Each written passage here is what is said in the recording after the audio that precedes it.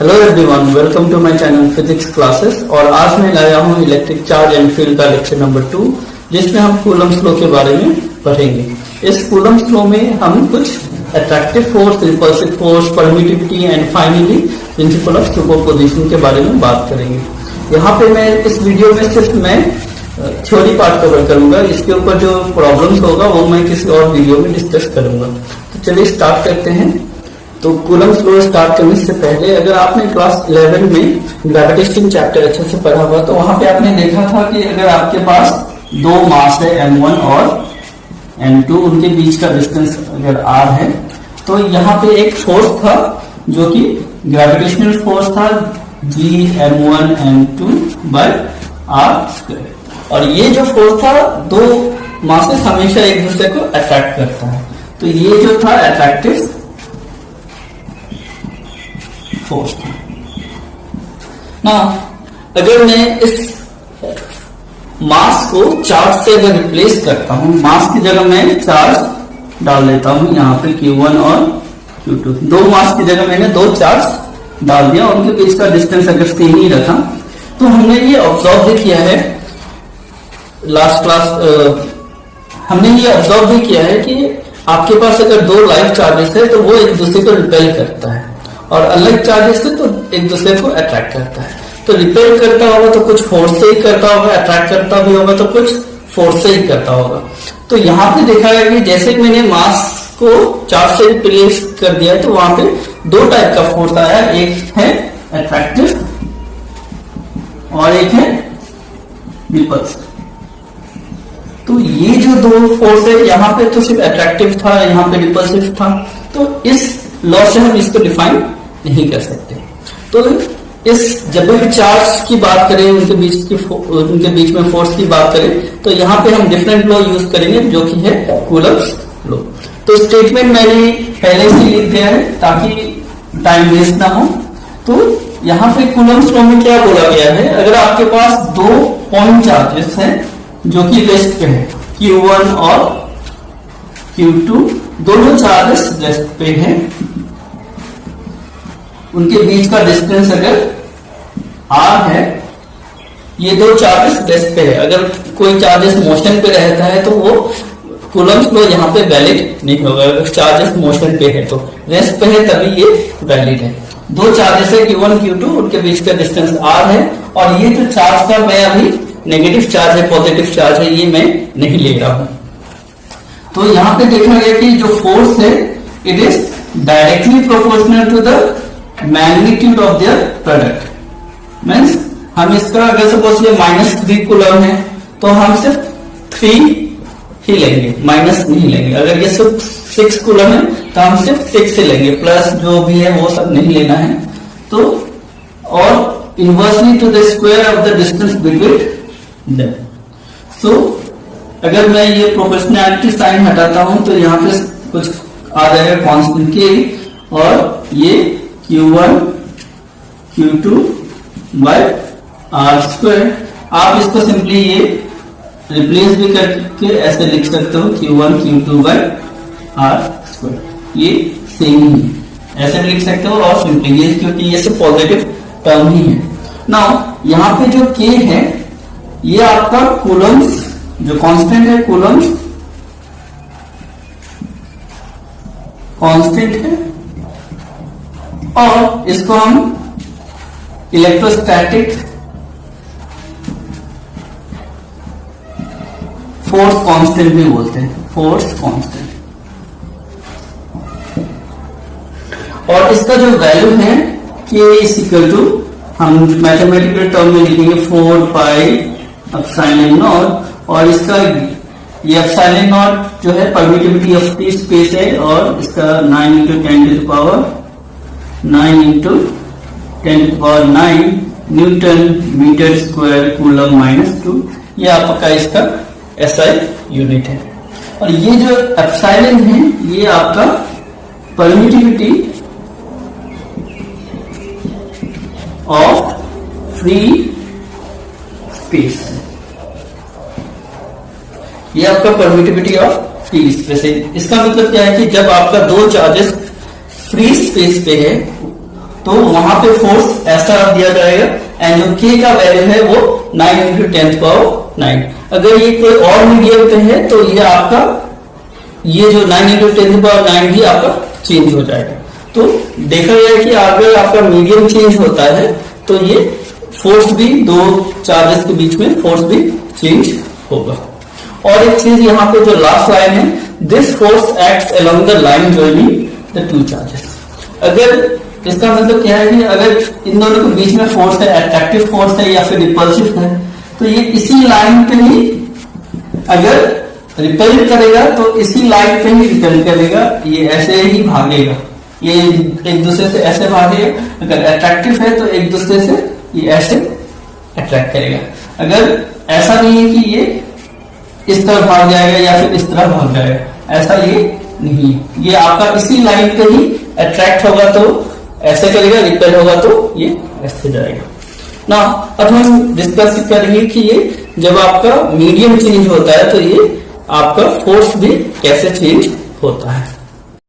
अगर दो चार्जेस अगर वैक्यूम पे है, अगर सपोज दो चार्जेस आपका Q1 Q2 वैक्यूम पे है, ये इनके बीच का डिस्टेंस r है, तो वहां पे जो फोर्स था F = 1/4 पाई एप्सिलॉन नॉट, और ये Q1 Q2/r²।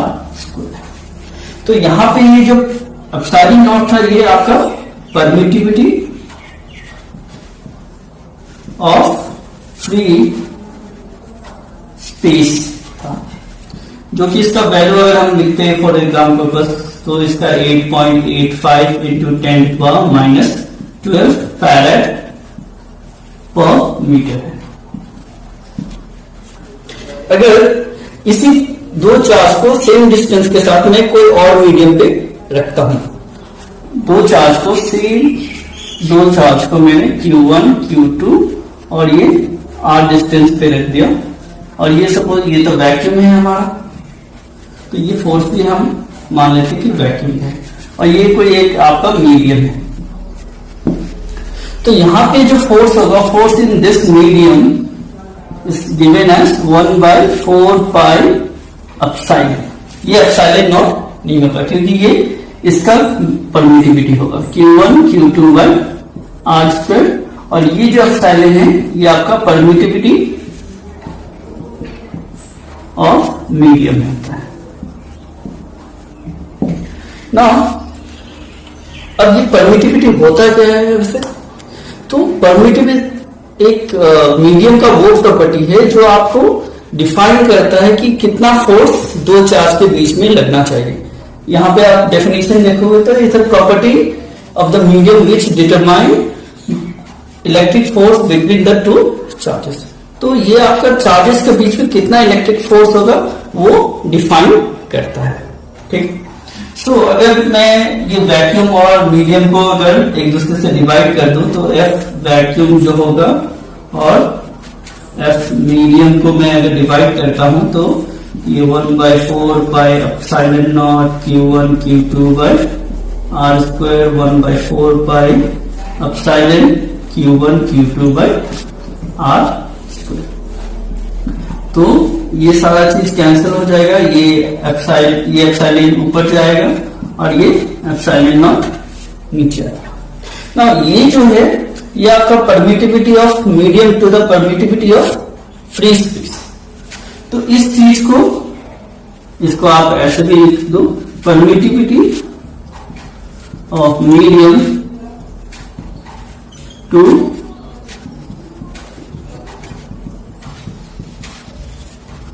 स्पेलिंग थोड़ा बहुत ही ज्यादा मिस्टेक होता है, permittivity of free space is equal to, ये आपका कुछ कांस्टेंट बोला जाता है, इस कांस्टेंट को हम डाइलेक्ट्रिक कांस्टेंट बोलते हैं, ये आपका डाइलेक्ट्रिक कांस्टेंट होता है। सो या फिर आप और एक तरीके से इस चीज को लिख सकते हो, अगर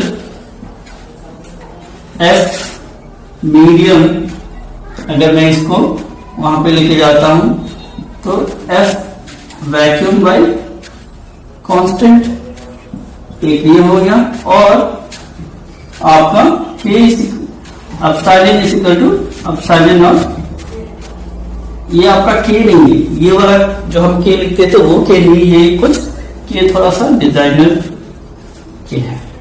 सो ये आपका है एप्सिलॉन को, परमिटिविटी को हम permittivity of free space into dielectric constant लिख सकते हैं। तो इस दो चीज से आप देख सकते हैं कि अगर आपके पास अगर मीडियम में कोई चार्जेस है तो वो वैक्यूम का चार्जेस से K टाइम्स छोटा होगा, तो आपका वैक्यूम में ही सबसे ज्यादा फोर्स लगेगा, ताकि दूसरे मीडियम में वो उसका फोर्स जो होगा वो कम लगेगा।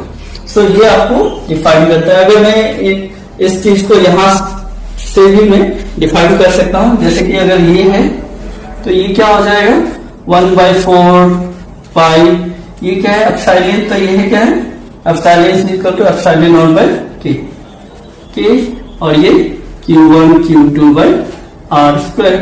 अब ये देखिए ये चीज क्या हो जाएगा, ये आपका हो जाएगा F vacuum by K। Same चीज ही हमारा आया। तो इस तरह से आपका मीडियम जो है वो फोर्स को इफेक्ट करता है। हमने पढ़ा है Coulomb's law in scalar form.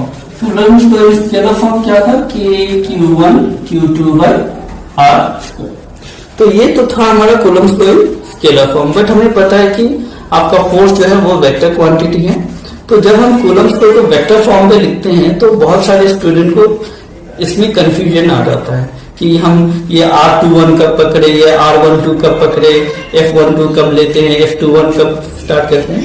तो ये चीज आपका प्रॉब्लम स्टार्ट होता है क्योंकि आपको वेक्टर का प्रॉपर नॉलेज नहीं है। जो आपने क्लास 11 में अगर वेक्टर अच्छे से पढ़ा होगा तो ये चीज बहुत ही क्लियर हो जाता है। तो हम यहाँ पे कुछ चीजों को डिफाइन कर देते हैं। पहले वेक्टर फॉर्म पे अगर लेते हैं, सपोज मान लेते हैं कि दो चार्जेस है Q1 Q2 और ये R है। मैं मान लेता हूं कि ये R21 जो है R21 is the position of 2 with respect to 1। जब मैं 2 चार्ज Q2 को 1 से देख रहा हूं तो date is called your R21, और ये unit vector is along R2। Unit vector आपने पढ़ा होगा कि क्या है, और मैथमेटिकल फॉर्म इसका क्या है R21 क्या जो है वो मैथमेटिकल फॉर्म जो है R21 और ये मैग्नीट्यूड ऑफ R21 जो कि सिंपली इक्वल टू R ही होगा इस यहाँ पे। सो और जो फोर्स है फोर्स ऑन 2 ड्यू टू 1, इस पे जो फोर्स लगेगा 1 की वजह से मैं F21 लेता हूं, और इसके ऊपर जो फोर्स लगेगा 2 की वजह से तो वो F12 हो जाएगा। अगर मैं दोनों चार्ज को पॉजिटिव ही मान लेता हूं, सपोज पॉजिटिव पॉजिटिव, तो क्या होगा force on 2 due to 1, F21 जो होगा इस पे जो लगने वाला फोर्स वो इसी डायरेक्शन पे होगा F21। Force on this due to this is along this side, repulsive force है। और ये position of 2 with respect to 1 means जब मैं 2 को 1 के यहां से मैं देख रहा हूं 2 को, तो ये क्या होगा, ये आपका इस डायरेक्शन पे ही होगा R21।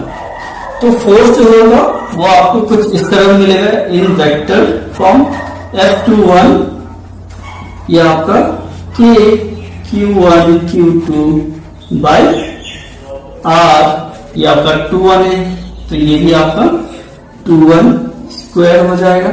और ये तो आपका स्केलर फॉर्म पे है। वेक्टर के लिए हम यूनिट वेक्टर R21 कैप लिखते हैं। तो ये आपका Coulomb's law in vector form है ना। और एक चीज है जो आप बुक्स में यूजुअली देखते हैं कि ये क्यूब में लिखा जाता है, तो हम ऑफ कोर्स हम लोग भी क्यूब में लिख सकते हैं। तो ये क्या है F is equal to 21 K Q1 Q2 by R21। आपको यूनिट वेक्टर क्या है, unit vector R21 vector by magnitude of that. तो ये क्या है R21 वेक्टर बाय R21। अगर इसको मैं इस तरह से लिखता हूं F21 वेक्टर, तो ये K Q1 Q2 बाय ये R21 और ये R21 स्क्वायर, तो ये R21 Q और ये R21। तो ये आपका in terms of position vector हो गया, ये in terms of unit vector हो गया। जो डायरेक्शन है ये इन टर्म्स ऑफ पोजीशन और ये in terms of unit vector. तो सिमिलरली अगर मैं और एक चीज मान लेता हूं कि ये आपका F12 जो है फोर्स ऑन 1 ड्यू टू 2, ये आपका किस तरफ होगा, इस तरफ होगा F21। और R12 क्या होगा, सॉरी 12, और ये R12 position of 1 with respect to, means R12 आपका जो होगा वो इस डायरेक्शन पे ही होगा। तो F12 को भी मैं लिख सकता हूं, F12 भी आपका K Q1 Q2 by R in terms of this अगर मैं लिखता हूं तो स्क्वायर R12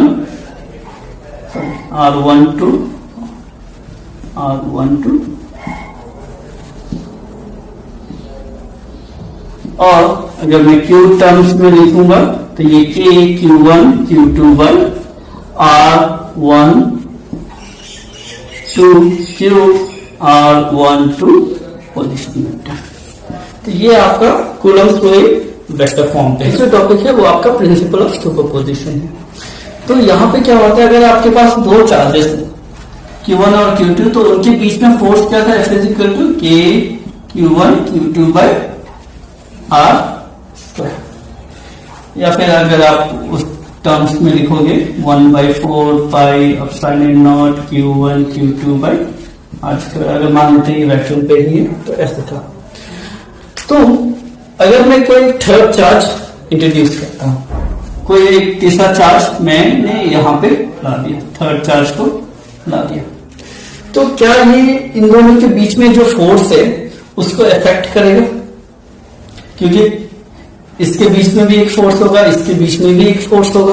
तो क्या ये इस 1 और 2 के बीच में कुछ चेंजेस करेगा?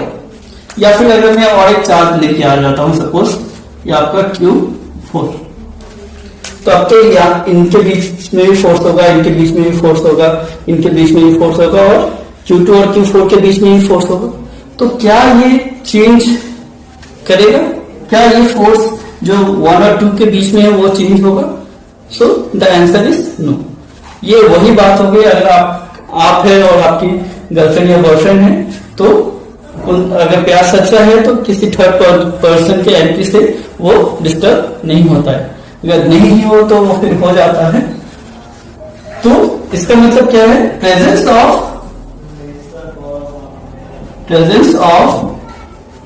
Other charges will not affect the force between two charges. तो प्यार सच्चा हो तो किसी तीसरे इंसान के एंट्री से कुछ नहीं होता है। तो वही बात है इसमें। तो प्रिंसिपल ऑफ सुपरपोजिशन पे हम आते हैं, ये इसी चीज पे ही बेस्ड है।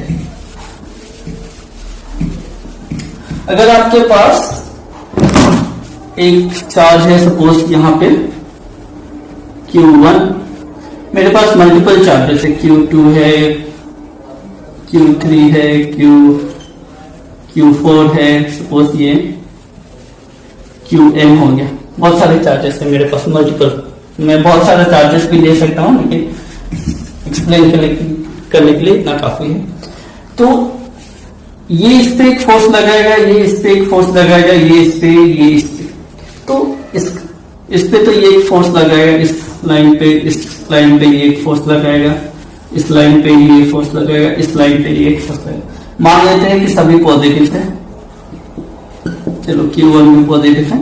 तो यहां पे जो फोर्स लगेगा वो कुछ force between 1 and force on 1 due to 4 ये है, फोर्स ऑन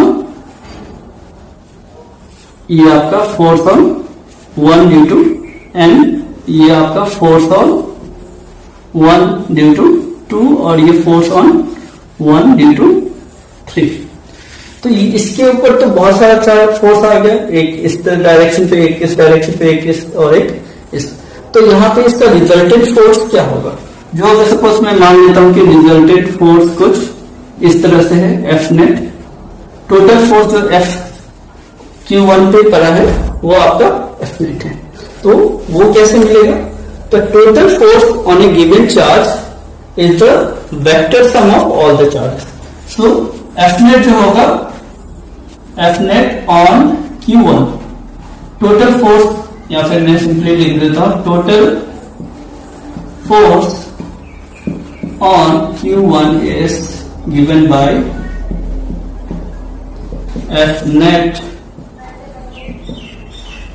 ऑन Q1 क्या होगा?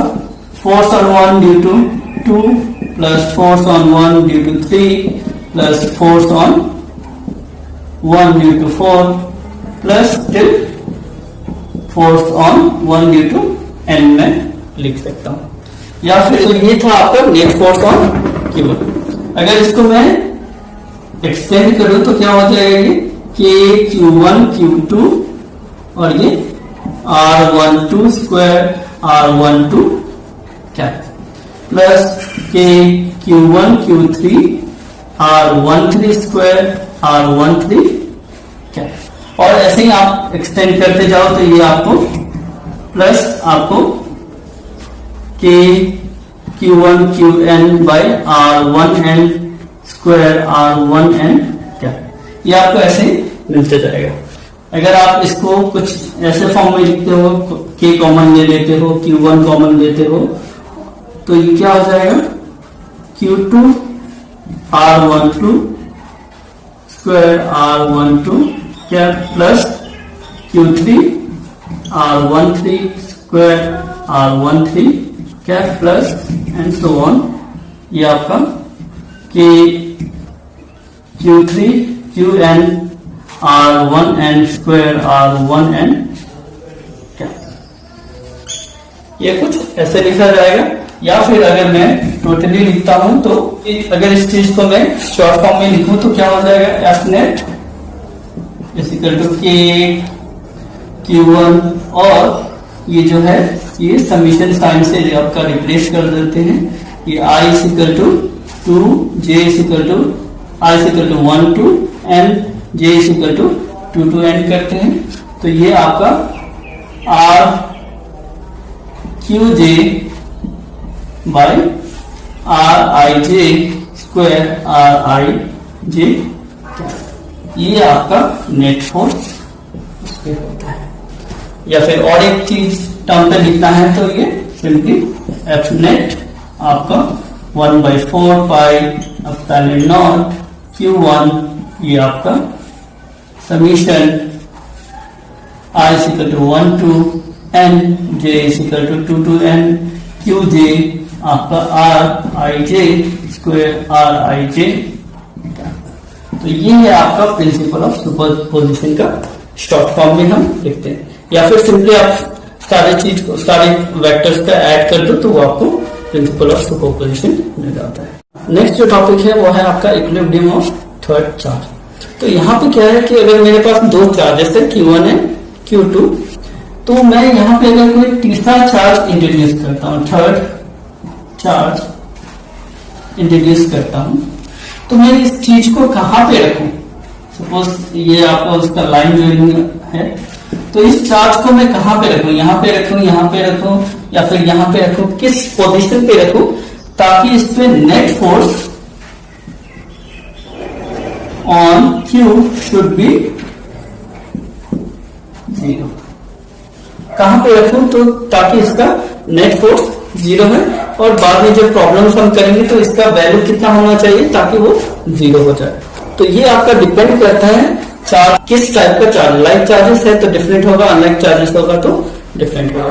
तो बात करते हैं, पहले लाइक चार्जेस के लिए बात कर लेते हैं, फिर अनलाइक चार्जेस के लिए बात करेंगे। फॉर लाइक चार्जेस मान लेते हैं कि अगर मेरे पास ये एक चार्ज है Q1 और Q2। मान लेता हूं कि मैं पॉजिटिव चार्ज ही ले रहा हूं, और जो मेरा थर्ड चार्ज है, थर्ड चार्ज वो भी एक पॉजिटिव चार्ज है। और तो इसमें दो कंडीशन आता है। पहले में हम टेस्ट कर देते हैं कि इसको अंदर रखें या फिर बाहर रखें। तो फर्स्ट जो है हम इसको इनसाइड में करके देखते हैं। इनसाइड में क्या होगा, अगर मैं इस चार्ज को यहां पे रखता हूं, सपोज चार्ज को मैंने यहां पे रख दिया Q, तो Q1 की वजह से यहां पे एक फोर्स होगा। अगर ये पॉजिटिव है तो ये force on Q due to Q1 इस डायरेक्शन पे होगा, रिपेल करेगा। इसके वजह से भी इस पे एक फोर्स होगा, वो भी इसको रिपेल करेगा। तो ये F2 हो गया। तो दो फोर्स एक्ट कर रहा है, तो एक इस डायरेक्शन पे एक इस डायरेक्शन पे, तो नेट फोर्स ऑन Q क्या होगा? Net force on Q must be equal to F net. मैं लिख देता हूं, F नेट क्या होगा ऑन Q? यह आपका F1, सिंस ये डायरेक्शन वाइज चल रहा है, इस डायरेक्शन को मैं पॉजिटिव लेता हूं तो इस डायरेक्शन को मुझे नेगेटिव लेना पड़ेगा। तो यहां पे चांसेस है कि ये जीरो हो जाए, यहां पे चांसेस है कि ये जीरो हो जाए, क्योंकि दो फोर्स है वो आपका माइनस होगा। तो ये जो चांसेस है, it means F1 must be equal to F2। जो मैग्नीट्यूड वाइज अगर हम लेंगे तो ये दोनों सेम होना चाहिए। तो ये आपका कंडीशन है जब आपका दो लाइक चार्जेस हो तो उनके समवेयर इन बिटवीन देम होना चाहिए। फिर हम आउटसाइड के बारे में बात करते हैं। जब लाइक चार्जेस हैं तो ये Q1, ये Q2 और ये R छोड़ देते हैं। इस लाइन ड्राइंग पे हम बात करते हैं कि ये कहां पे,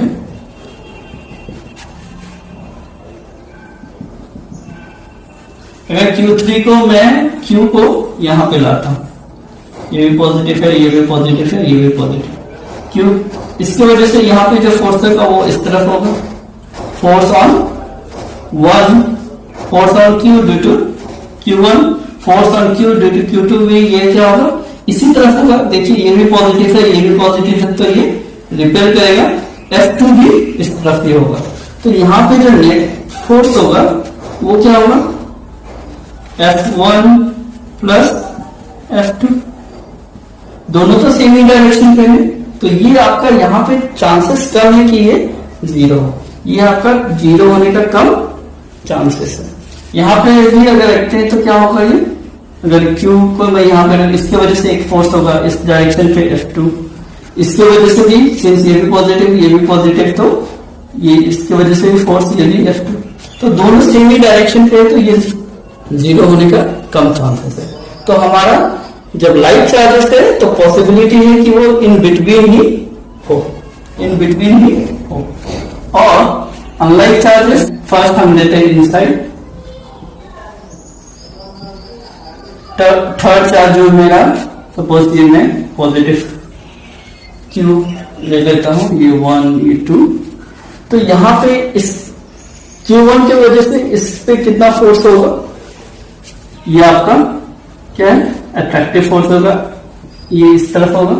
और Q2 की वजह से इस पे जो फोर्स होगा वो भी इसी तरफ होगा, क्योंकि ये प्लस है ये भी प्लस है, तो रिपल्सिव फोर्स होगा। तो यहां पे F नेट ऑन Q क्या होगा, F1 प्लस F2। तो जब आपका अनलाइक चार्जेस है तो दोनों प्लस ही हो रहा है, तो यहाँ पे कम चांसेस है कि ये इक्वल टू जीरो हो जाए। सो हम इसको नॉट इक्वल टू जीरो लिख सकते हैं। और अगर आपका ये आउटसाइड अगर हम बात करते हैं, अगर मेरे पास दो अनलाइक चार्जेस है -Q1 और Q2, अगर आउटसाइड में रखता हूं, सपोज फर्स्ट मैं इसको Q को यहां पे रख रहा हूं, तो क्या होगा, -Q और +Q, तो इन दोनों के बीच में जो फोर्स होगा उसका डायरेक्शन कुछ इस तरह होगा, F1। और इसके वजह से जो फोर्स होगा ये प्लस है, ये भी प्लस है, तो ये रिपल्सिव फोर्स होगा, ये F2 होगा।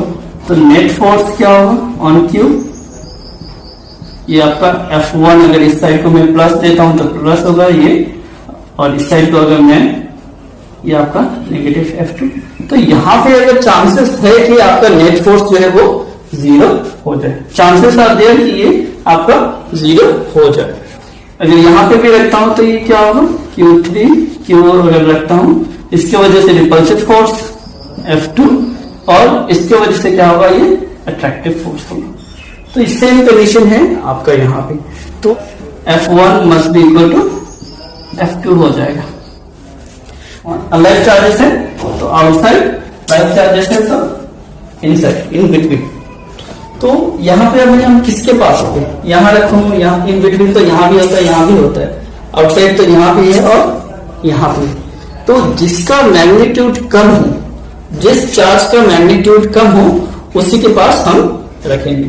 सपोज हम यहाँ पे मैं ले लेता हूं Q1 is smaller than Q2, magnitude of Q1 is smaller than Q2, तो मैं Q1 के पास ही रखूंगा। मीन्स मैं सपोज मेरा ये लाइक चार्जेस है, प्लस Q प्लस Q1, ये Q2, ये Q1, तो मैं इसके पास ही Q जो है इसके पास ही थोड़ा रखूंगा। अनलाइक चार्जेस भी है तो minus Q plus Q, since Q1 का मैग्नीट्यूड कम है तो मैं इस तरफ ही रखूंगा, इस तरफ ही मैं चार्ज 3 को रखूंगा। Is this clear? I hope इतना क्लियर होगा। और एक चीज जो इंपॉर्टेंट है, अगर सपोज मान लेते हैं यहां से यहां का डिस्टेंस मैं Q1 से कितना दूर रखूं, x डिस्टेंस, और यहां से यहां मैं Q1 से कितना दूर रखूं, x डिस्टेंस, तो वो जो कितना डिस्टेंस रखना चाहिए x जो होगा वो आपका, जब लाइट चार्जेस है तो वो आपका root over Q1 root over Q2 plus root over Q1 R, ये आपका लाइट चार्जेस के लिए है। और अनलाइट चार्जेस के लिए x का जो वैल्यू होगा वो root over Q1 root over Q2 minus root over Q1 whole thing R, ये आपका x का वैल्यू। मीन्स किस पोजीशन पे हम रखें चार्ज को, किस x पोजीशन पे, वो मीन्स जिसका मैग्नीट्यूड है उसके पास हम रखें और कितना डिस्टेंस पे हम रखें। So last topic of the video is, हम इलेक्ट्रोस्टैटिक फोर्स और ग्रेविटेशनल फोर्स को कंपेयर करेंगे, सिमिलैरिटीज एंड डिससिमिलैरिटीज, उसके बाद लिमिटेशन ऑफ कूलम्ब्स। तो सिमिलैरिटीज में क्या देखा गया कि both always inverse square law. Inverse square law क्या है, फोर्स जो आपका था वो inversely proportional to the square of the distance between them. आपने ये चीज ग्रेविटेशनल फोर्स में भी देखा होगा, और कूलम्ब्स फोर्स जो इलेक्ट्रोस्टैटिक फोर्स है उसमें भी हमने ये चीज देखा है।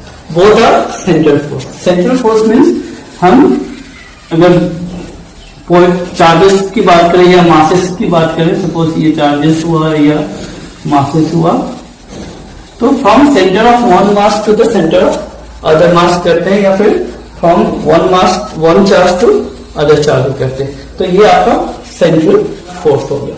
थर्ड जो है वो आपका कंजर्वेटिव। कंजर्वेटिव फोर्स मीन्स जो हम work done by gravitational force, जो अगर सपोज कोई वर्क करते हैं, सपोज फोर्स इनटू डिस्टेंस, तो ये जो फोर्स है अगर ये ग्रेविटेशनल करता है या फिर अगर आपका work done by electrostatic force करता है, तो ये जो वर्क है ये independent of the path. Suppose मैं यहां से ये ऐसे भी जा सकता हूं, ऐसे भी जा सकता हूं, तो ये मेरा पाथ 1 हो गया, पाथ 2 हो गया और ये पाथ 3 हो गया। तो ये सपोज 2W3, तो कंजर्वेटिव का फोर्स मतलब क्या है, W1 W2 W3, ये सिर्फ इनिशियल और फाइनल पोजीशन पे ही डिपेंड करता है। डिसिमिलैरिटीज क्या है, ग्रेविटेशनल फोर्स सिर्फ अट्रैक्टिव है और आपका इलेक्ट्रोस्टैटिक फोर्स वो आपका अट्रैक्टिव भी है, रिपल्सिव भी, वो आपका चार्ज का नेचर पे डिपेंड करता है। ग्रेविटेशनल फोर्स जो है आपका मीडियम पे डिपेंड नहीं करता और इलेक्ट्रोस्टैटिक फोर्स जो है वो मीडियम पे डिपेंड करता है। हमने इक्वेशन देखा था F = 1/4πε0 Q1 Q2/r²। तो ये जो एप्सिलॉन की वजह से ये आपका मीडियम पे डिपेंड करता है, क्योंकि एप्सिलॉन का वैल्यू डिफरेंट मीडियम पे डिफरेंट होता है, बट जो फोर्स Gm1 m2/r² है और ये G का जो वैल्यू वो कांस्टेंट यूनिवर्सल कांस्टेंट है, तो इसलिए ये आपका ग्रेविटेशनल फोर्स जो है मीडियम पे डिपेंड नहीं करता और इलेक्ट्रोस्टैटिक फोर्स जो है वो मीडियम पे डिपेंड करता है। और electrostatic force are stronger than the gravitational force. ये आपने क्लास 11 में भी पढ़ा था, जो कि फर्स्ट फिजिकल वर्ल्ड में था, तो वो चीज है। And limitation of Coulomb's law. तो कूलम्ब्स लॉ का लिमिटेशन थोड़ा सा इंपॉर्टेंट है। अगर आपके पास दो चार्ज है और वो मोशन पे है, ये आपका सपोज Q1 है और ये मूव कर रहा है, यानी कि मोशन पे है। Q2 भी आपका जो है वो आपका मूव कर रहा है, तो ये आपका वैलिड नहीं है। ये कूलम्ब्स लॉ सिर्फ चार्जेस एट रेस्ट के लिए वैलिड है, वो आपका मोशन के लिए वैलिड नहीं है। फाइनली जो आता है वो है हमारा नेक्स्ट जो लिमिटेशन है वो आपका it is not applicable on the extended masses. अगर आपका पॉइंट चार्जेस है, सपोज Q1 और Q2, अगर ये पॉइंट चार्ज है तो ही ये चीज आपका कूलम्ब्स लॉ वैलिड है।